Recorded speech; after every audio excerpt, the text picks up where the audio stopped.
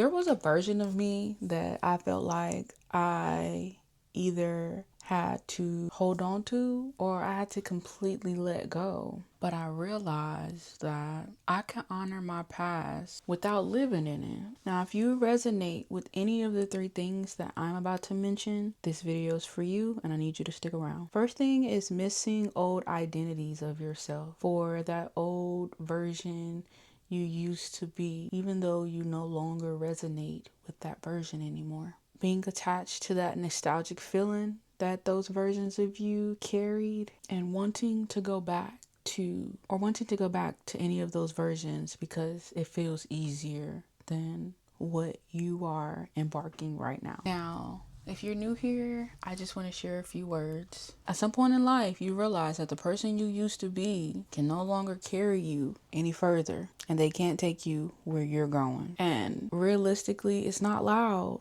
It's very quiet, and it shows up in the way you start thinking differently, having awareness to your own actions, things you no longer tolerate. Literally the version of you that just does not fit anymore.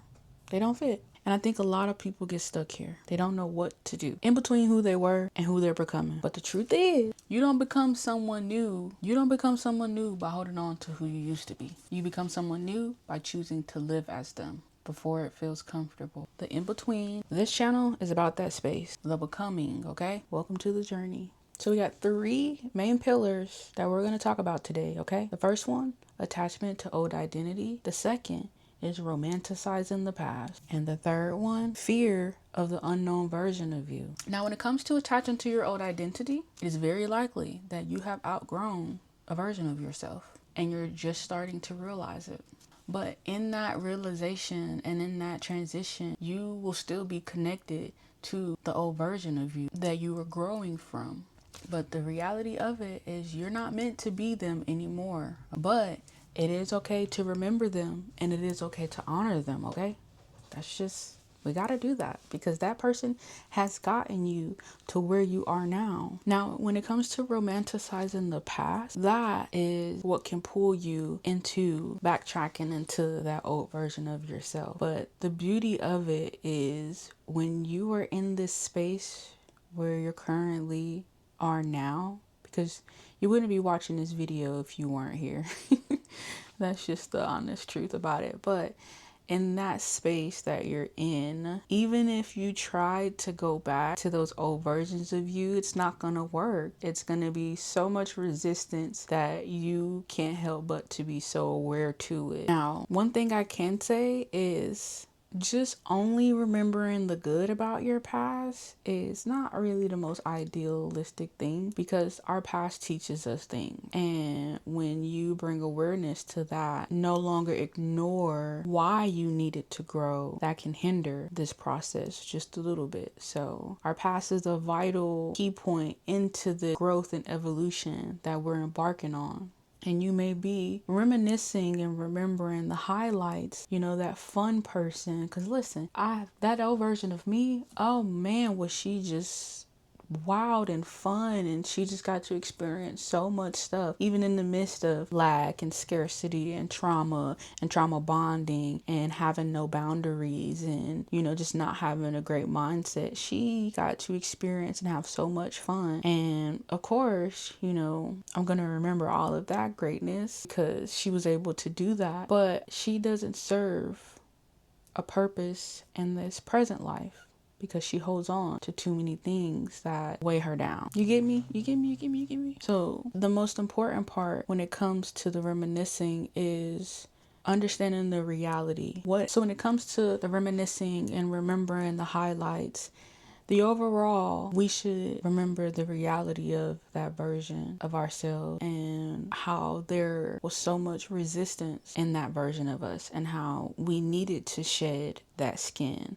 We needed to evolve from that version in order to continue into this consciousness and being connected with ourselves, having our world reflect how we connect with ourselves. Now, this third pillar, the anxiety around this third pillar, I like to hold your hand, okay? Because I understand this third pillar can really have you wanting to turn around because being fearful of the unknown, of where this version of you is leading you to, because we are led by faith and not sight, that can be very challenging. You have to nurture and aid that fear in such a hands-on way, because our nervous system is going to realize that we are in a new space and it does not know this space. It does not recognize it. It has never been there before, and everything feels very unfamiliar. And when that happens, your brain is in a mode of, we don't know what this is, let's go back to what we know. Like, let's cling on to this because we don't know what this is. We've never done this before, but we've done this before. We know what happens when we do these things. And you see how that doesn't work, because you know what happens when you do these things, and you don't know what happens when you do these things, but you know that these things that you are doing are good for you. You just don't know where it's leading you. And sometimes you don't need to know,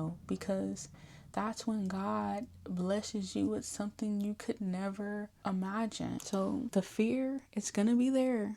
All right, you gotta hold the hand of yourself during that time, and I'm here to hold your hand too. And the one thing that I had to come to terms with is growth feels like loss. Like, that's truly what growth can feel like you lost a piece of you. It's not that you lost a piece of you, you just evolved from a version of you that just no longer fits. Now, we're all about mindset, okay? So this is where I would like to help you reframe things so that way they land in a very nourishing way to your mindset and your soul. The first thing is that your past served its purpose, okay? Your past did what it needed to do.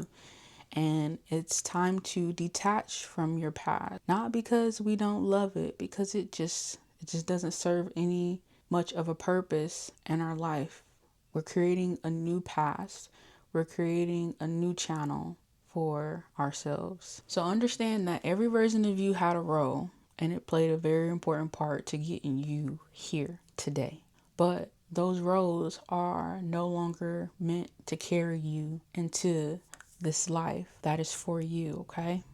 Second thing is, you can love that version of yourself. You can love and honor those versions of yourself without becoming them. That's truly, indeedly possible. You do not have to go back to show appreciation to them. Your appreciation is you being present right now. And the third thing, it could be so ugly, it's extremely beautiful. Growth requires letting go with grace and gratitude. When I mean let go, I mean the past does not come knocking mentally to keep you in a loop. There are no more mental loops when it comes to the past. There's no more feelings of regret, no more feelings of shame, no more disgust. You don't resonate with those feelings when you think about your past. And in fact, your past rarely creeps up into your brain at this point. It still does, and it still can be random, but there's no attachment, there's no feelings, there's no anything, because it's done. Like, that past, it's done. It did what it needed to do, and it's no longer attached to you. Okay, and you're no longer attached to the past. Now, you know I'm a teacher, right? It's homework time. One thing I'm going to do is send you home with some homework, because you got to take this and apply it to your life and apply it to your real world. So this week's homework, let's get into it. This is the honor without attachment practice. So the first thing we're going to do this week is acknowledge. Okay, acknowledgement. Like, do you know how they use the phrase acknowledgement?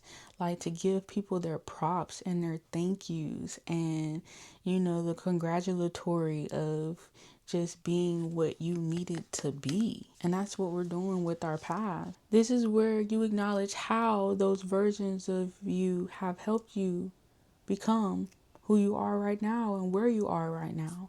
How did they contribute to this? Because in one way or another, they have contributed to you getting here. And we got to thank them. So we're just going to acknowledge them. Like at the end of a movie, all the credits and acknowledgments. We need to know how they played their role. Second thing we're going to do is appreciate, okay? Now we got to appreciate them. Let's show some gratitude to that person. Like, I'm grateful for who I was because ... fill in the blanks. Third thing in this assignment is release. Okay, release. Become aware to the fact that you just don't live in that space anymore. Okay, you're in a new space. Y'all, I know I changed all suddenly. So my memory card, the storage was full and I had to transfer some files to my computer, and that took like 20 minutes. So I went ahead and got dressed, ate my pre-workout snack, because after I finish this, I'm going to the gym. But yeah, let's go ahead and wrap this up, because I think it's time I let you go fly like a little birdie. Now I want to leave you with a few things. You're allowed to miss who you used to be. That is okay. And I want you to know that. But don't let that stop you from becoming who you're meant to be. All right, we don't let that stop us. Let me get a swig. And I just need you to know, the version that you're becoming, it needs space to exist. So the old you, go ahead and get that out of this space, because we don't need it. Now, if this has resonated with you, I need you to subscribe, because this needs to be put in your algorithm, so that way you have someone to help you stay on track, and that's me. And I want you to know you are not alone. There is a party of us out here, and we're all in this together, okay? Now, I need you to keep going, keep growing, and keep glowing, all right? Peace.